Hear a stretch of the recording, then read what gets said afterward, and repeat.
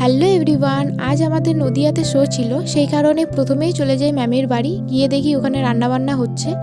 আর যেহেতু প্রতিযোগিতা ছিল, তাই মঞ্চের সমস্ত কিছু আমাদের বাড়ি থেকেই রেডি করে নিয়ে যেতে হচ্ছিল। তারপর খাওয়া দাওয়া করে রেডি হয়ে বেরিয়ে পড়ি।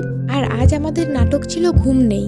তারপর আমরা বেশ কয়েকবারই দাঁড়াই চা খাওয়ার জন্য। তারপর একদম টানা রওনা দিই আমাদের লোকেশনে পৌঁছানোর আগে আমাদের নদী পার হতে হয়। আমাদের ছিল থার্ড নাটক, গিয়ে দেখি সেকেন্ড নাটক অলরেডি শুরু হয়ে গেছে আর আমাদের হাতে ছিল মাত্র আধ ঘন্টার মতো। তারপর তাড়াতাড়ি মেকআপ কমপ্লিট করে আমরা সমস্ত কিছু রেডি করে চলে যাই মঞ্চের সামনে, যাতে সেকেন্ড নাটক শেষ হওয়ার সাথে সাথে আমরা মঞ্চে উঠতে পারি। আর আমাদের মঞ্চ রেডি করার সময় ছিল মাত্র 5 মিনিট। তারপর নাটক কমপ্লিট হওয়ার পর আমরা সোজা চলে যাই খাবার জায়গায়, যেহেতু আমাদের তাড়াতাড়ি ফিরতে হবে। গিয়ে দেখি কলা পাতায় খাবার দিয়েছে। খাওয়া দাওয়া কমপ্লিট করে আমরা বেরিয়ে পড়ি বাঁকুড়ার উদ্দেশ্যে।